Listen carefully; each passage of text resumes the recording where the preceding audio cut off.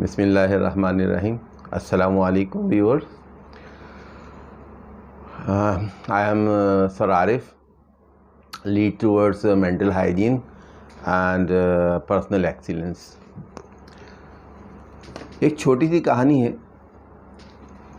کہ گاؤں کے کچھ افراد دیہاتی ولیجرز ایک شرعی مسئلہ معلوم کرنے کے لیے ایک مفتی صاحب کی خدمت میں آئے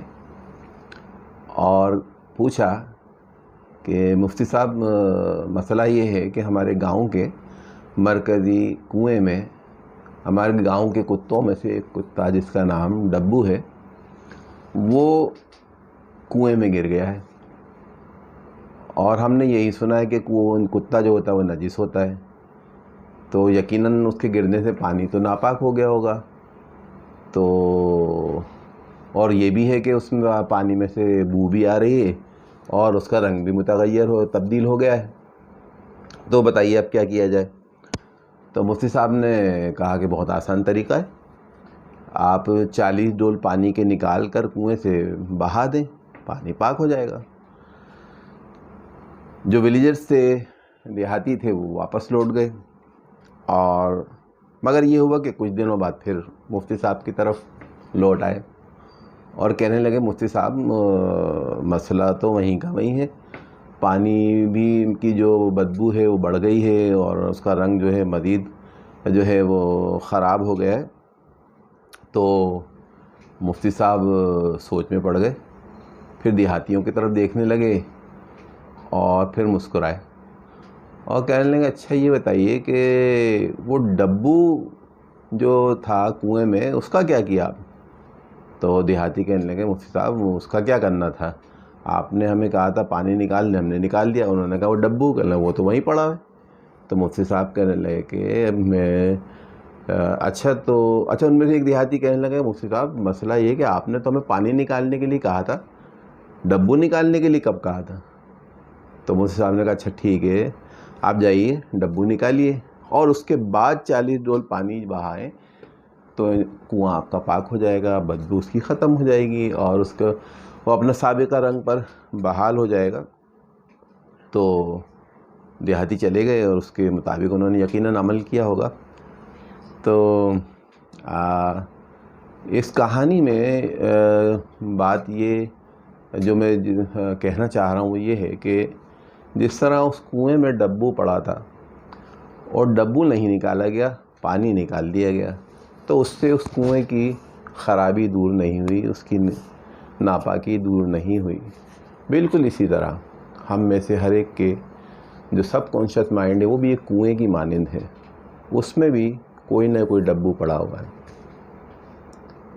اب اس ڈبو کو نکالے بغیر اگر ہم کوشش کریں کہ ہمارے رویوں میں بہتری آ جائے، ہمارے تعلقات جو ہیں وہ اچھے رہیں، ان میں کوئی گڑبڑیں نہ ہوں، ہماری پرسنل لائف جو ہے بڑی جو ہے وہ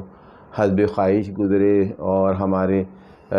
ماحول میں ہم ایڈجسٹ ہو سکیں، تو ایسا ممکن نہیں ہے۔ اس لیے کہ وہ ڈبو جو آپ کے سب کانشیس مائنڈ کے کنویں میں پڑا ہوا ہے، اس کی وجہ سے جو پانی ہے وہ متغیر ہوگا، بدبو دے گا۔ اب اس کو آپ اس طرح سمجھ لیجئے کہ یعنی آپ کے اخلاق خراب ہوں گے، آپ کی جو ہے ذہنی صحت جو ہے اس میں گڑبڑ ہوگی، جب کیونکہ ڈبو اس میں پڑا ہوا ہے۔ اب اس ڈبو کو ہم اس طرح سمجھ سکتے ہیں کہ یہ ڈبو جو ہے وہ اس کو اگر ہم نام ایک یعنی علامتی طور پہ میں اس کو ڈبو کہہ رہا ہوں، اس سے مراد کیا ہے؟ اس سے مراد وہ تمام ڈس آرڈرز ہیں جو ہمیں ڈسٹرب کرتے ہیں، مثلا فیئر، اینگزائٹی، گلٹ، ڈپریشن اور کورڈ ہاسٹیلیٹی، بورڈم، یہ ساری چیزیں جو ہیں وہ منفی جو جذبات ہیں اور ٹونز ہیں، مزاج ہیں جو انسانوں میں پائے جاتے ہیں، ان انسانوں میں جو خود اپنے لیے مسئلہ ہیں اور اپنے ارد گرد موجود لوگوں کے لیے ایک مسئلہ ہیں، سماج کے لیے ایک مستقل درد سر ہیں۔ اب آپ جو کرمنلز لوگوں کو دیکھتے ہیں ان کا کیا ایشو ہوتا ہے؟ یہی وجہ ہوتا ہے ان کے سب کانشیس مائنڈ میں کوئی ڈبو ہے جو سڑ چکا ہے، جسے نکالا نہیں گیا ہے، اس کا تعفن کی وجہ سے وہ پریشان ہیں اور دوسروں کو پریشان کر رہے ہیں۔ تو یہ بنیادی وجہ ہے۔ اب اگر کوئی ان کو خیر خواہ مل جائے تو جو ان کے جو ہے اس کورٹ ہاسٹیلیٹی کو ختم کر دے، ان کے فیئر کو ختم کر دے، ان کی فرسٹریشن کا علاج کر دے، ان کے بورڈم کو دور کر دے، ان کی جو ہے اینگر کو ختم کر دے، تو وہ بھی ہمارے جیسے نارمل انسان بن جائیں۔ تو میری کوشش یہ ہے کہ میں ان ڈبوؤں پر کام کروں اور ون بائی ون ان کے حوالے سے آپ کو یہ اویئرنیس دوں کہ مثال کے طور پر میں نے ابھی تھوڑی دیر پہلے بات کی اسٹریس، تو یہ بھی ایک ڈبو ہے جس کو دماغ کے یعنی سب کانشیس مائنڈ کے کنویں سے نکالنا ہے۔ تو اس کے لیے پھر میں آپ سے اس حوالے سے بات کرنا چاہوں گا کہ اسٹریس کیا ہے، اس کی کیا نوعیت ہوتی ہے، اسٹریس جو ہے وہ کن وجوہات کی بنیاد پر ہوتا ہے، اسٹریس کے کیا اثرات ہوتے ہیں،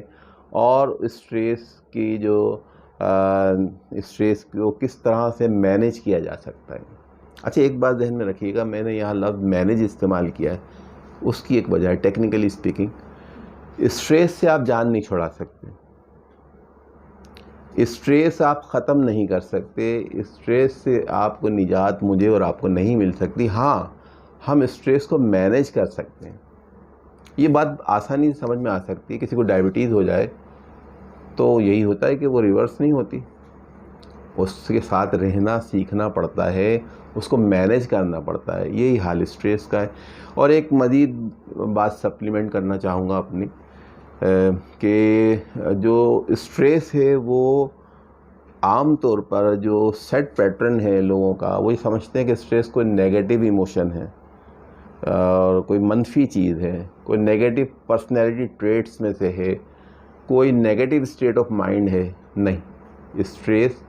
پازیٹیو چیز ہے،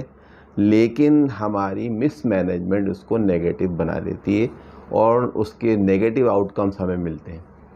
تو آج کے لیے اتنا کافی ہے۔ اگلی ویڈیو میں کوشش پوری ڈیٹیل کے ساتھ آپ کو اسٹریس پر گفتگو کروں گا، کیونکہ مجھے کامنٹس میں بھی میرے دوستوں نے، میرے ویورز میں سے بہت سارے لوگوں نے کہا کہ سر آپ، میرے اسٹوڈنٹس ہیں بھی ہیں، انہوں نے بھی کہا سر آپ انگزائٹی پر یا اسٹریس پر ضرور گفتگو کریں، کیونکہ یہ آج کل کا عام مرض ہے، عام رویہ ہے، جس کی وجہ سے والدین پریشان ہیں، اسٹوڈنٹس پریشان ہیں، لوگ پریشان ہیں، اور لوگ اس سے جان چھڑانے کے لیے جو ہے نیگیٹو سیلف سوتھنگ ٹیکنیکس کو اڈاپٹ کر رہے ہیں، بیہیویئرس کو استعمال کر رہے ہیں، چرس پی رہے ہیں،